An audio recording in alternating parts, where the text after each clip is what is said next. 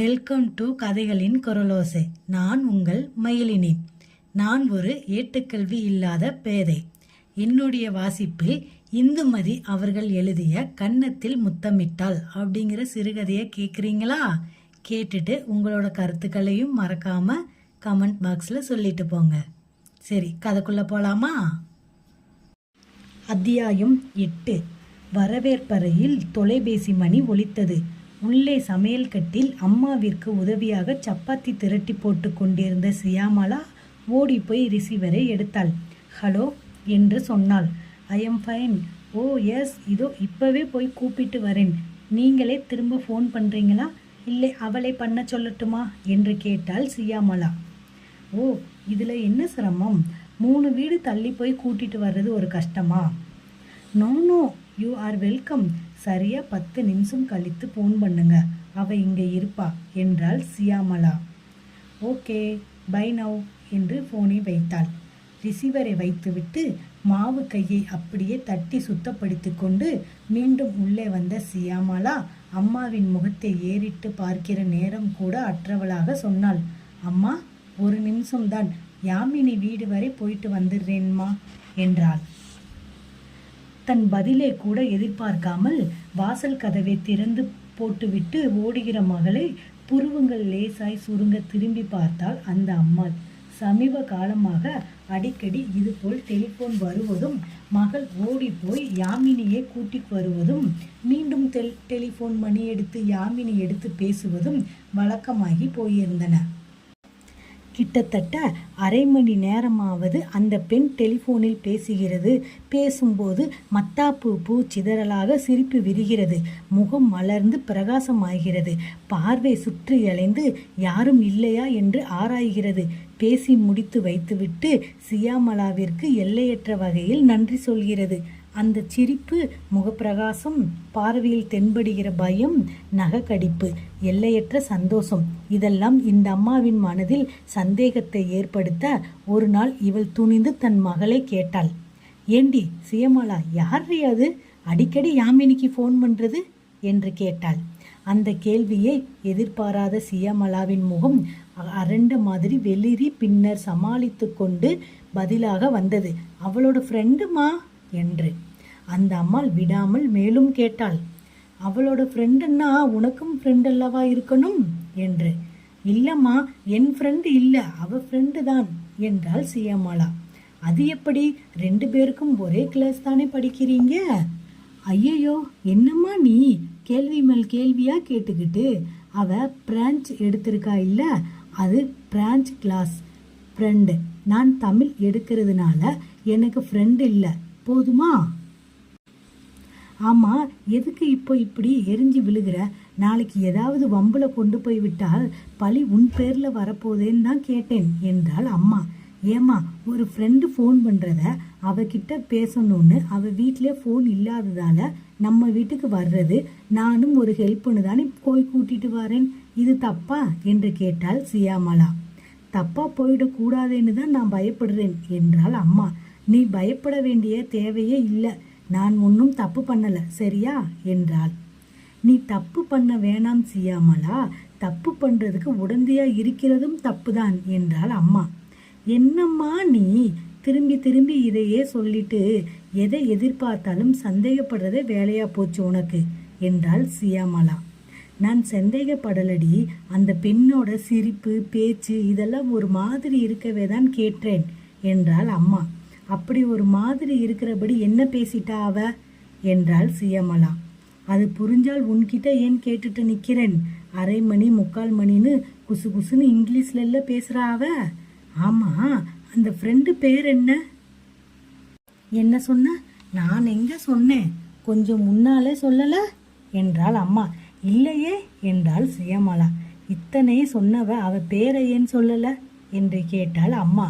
இத்தனை கேட்ட நீ அவ பேரை ஏன் கேட்கல, அதனால் நானும் சொல்லல என்றாள் சியாமலா. இந்த வாய் இல்லைன்னா உன்னை காக்கா குருவி கொத்திட்டு போயிடும் என்றாள் அம்மா. ஏம்மா, பேசாமல் இருந்தவளை வலுக்கட்டாயமாக கூப்பிட்டு இத்தனையும் கேட்டுட்டு எனக்கு வாயின்னு திட்டுற? நீ கேட்டதுக்கு தானே நான் பதில் சொன்னேன் என்றாள் சியாமலா. சரி போதும், ஃபோனில் கூப்பிடுற உன் ஃப்ரெண்டோட ஃப்ரெண்டு பேர் என்னன்றையும் சொல்லிட்டு போ என்றாள் அம்மா. சந்திரின்னு பேரு. சந்திரின்னு ஒரு பேரா என்றாள் அம்மா. ஐயோ, சந்திரிகான்னு பேருமா, பேரோட சுருக்கம் சந்திரி. உன் கேள்வி தீர்ந்து போச்சா? இப்ப நான் போலாமா என்றாள் சியாமளா. இரு, அவளே நீ ஏன் வாங்க போங்கன்னு மரியாதையா கூப்பிடுற என்றாள் அம்மா.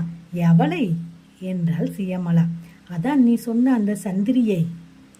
அவள் என் கிளாஸ் இல்லம்மா, சீனியர், பிரெஞ்சு கிளாஸ் மட்டும் வந்து யாமினியோட சேர்ந்திருக்கா. அதனால யாமினிக்கு ஃப்ரெண்டு. எனக்கு சீனியரை நான் வேற எப்படி கூப்பிட முடியும் என்றாள் சியாமளா. மகளின் எரிச்சல் அதிகரிக்கவே அன்று அதோடு நிறுத்தி கொண்டு விட்டாள் அந்த அம்மாள். கேள்வி கேட்பதை நிறுத்தினாலே தவிர சந்தேகப்படுவதை ஒரு தடவும் ஒரு நாளும் நிறுத்தவில்லை. சியாமளா கல்லூரிக்கு போய் என்ன சொன்னாலோ அதன் பின் கொஞ்சம் காலம் வராமல் நின்றிருந்த அந்த டெலிஃபோன் கிட்டத்தட்ட 15 நாட்கள் வரை வரவே இல்லை. ஏன் சியாமளா, இப்போதெல்லாம் அந்த சந்திரி ஃபோன் பண்ணுறதே இல்லை என்றாள் அம்மா. ஏமா, ஃபோன் பண்ணினாலும் சந்தேகம், பண்ணாவிட்டாலும் சந்தேகமா? மகள் தானும் சிறிதேனும் சலித்தவளில்லை என்று நிரூபித்தாள் சியாமளா. இல்லை, அடிக்கடி வந்துட்டு இருந்த ஃபோன் திடீர்னு நின்று போயிட்டதேன்னு கேட்டேன் என்று தாய் தடுக்கில் நுழைய, அவ ஊரில் இல்லை, வர இன்னும் 2-3 நாளாகும், வந்தப்புறம் வேணும்னா பண்ணுவாள். மகள் கோலத்தில் நுழைந்தாள். 4-5 நாட்களுக்கு பின்னர் மீண்டும் அந்த டெலிஃபோன் வர தொடங்கியது. சியாமளா ஓடிப்போய் யாமினியை கூட்டி வருவது ஆரம்பித்தது. இந்த அம்மாவுக்கும் ஒரு முறையாவது அந்த சந்திரியுடன் பேச நினைத்து அந்த நேரத்திற்கு டெலிஃபோன் அருகில் எதேச்சியாக நிற்கிற மாதிரி நின்று எடுத்தாள். ராங் நம்பராகி போய் விடுகிறது. அவள் வீட்டு நண்பருக்கு முந்தைய நம்பரோ அடுத்த நம்பரோ அல்லது நடு நம்பரோ மாற்றி கேட்கப்பட்டு வைத்து விடப்பட்டவே போலிருந்தது. எதுவும் சரியாக நிரூபணமாகாமல் அவர்கள் வீட்டில் போய் சொல்ல முடியாது என்கிற காரணத்தால் மௌனமானாள். ஒருவேளை அது நிஜமாக சிநேகிதியாக சந்திரி என்ற பெயர் கொண்டவளாக இருக்கும் பட்சத்தில் கமலம் தன்னை சும்மா விடமாட்டாளே என்று யோசித்தாள் அந்த அம்மாள். அன்று மாலையும் அந்த டெலிஃபோன் வர சியாமளா சப்பாத்தி செய்வதையும் விட்டுவிட்டு ஓடி போனதில் ஏற்பட்ட கோபத்தில் முணுமுணுத்து கொண்டே அந்த அம்மாள் அவள் வேலையை தொடர்ந்தாள். அந்த நேரத்தில் சியாமளா யாமினியின் வீட்டு வாசலில் நின்று குரல் கொடுத்தாள். யாமினி என்று. அந்த குரல் அடுக்கலையில் இருந்த கமலத்தை இழுத்து கொண்டு வந்து கூடத்தில் நிறுத்தியது. சியாமளாவை பார்த்ததும் முகம் பிரகாசமானது. வாமா சியாமளா, என்ன உன்னை 4 நாளாக காணோம் என்றாள்.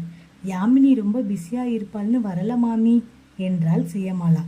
கொஞ்சம் பிஸிதாமா, அவளோட அண்ணன் லண்டனுக்கு போகிறான் இல்லை, அதனால இவ பிஸி என்றாள் அம்மா. அண்ணா லண்டனுக்கு போகிறான்ல, இவ என்ன பண்ணுறா என்றாள் சியாமளா. நல்லா கேட்டப்போ, இவ தான் கூட கடைக்கு போகிறதும் சூட்டு போட்டும் வாங்குறதும் டெய்லருக்கு அளவு கொடுக்கறதுமா அலைகிறா. இவளுடைய ஆலோசனை தான் அண்ணனுக்கும் தேவையா இருக்கு. இவளுக்கும் எல்லாம் தெரியும்னு அவனுக்கு ஒரு நினப்பு என்றாள். அது தப்பான நினப்பில்லையே மாமி என்றாள் சியாமளா. அந்த அம்மாவை அது சந்தோஷப்படுத்தியது. என்னவோ எல்லோரும் புத்திசாலித்தனமா பிழைச்சால் சரி என்றாள். சட்டென்று கை கடிகாரத்தில் கண் போக பேச்சை முடிப்பதில் அவசரப்பட்டாள் சியாமளா. ஏன் மாமி, என்னைக்கு லண்டன் புறப்படுறார் உங்க பிள்ளை என்று. 18ஆம் தேதி ராத்திரி ஏர் இந்தியா பிளேனில் கிளம்புறான். இன்னைக்கு தேதி 13 ஆயிடுச்சு. இன்னும் 5 நாள் தான் இருக்கு. திரும்ப அவனை பார்க்க 1 வருஷமோ 1.5 வருஷமோ ஆக போகுது என்று சலித்தாள்.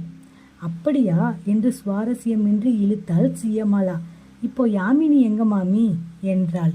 தோட்டத்தில் உட்கார்ந்து அண்ணன் துணிகளில் அடையாளத்துக்கு இன்ஷில் தைக்கிறா. என்னம்மா விஷயம் என்றாள்.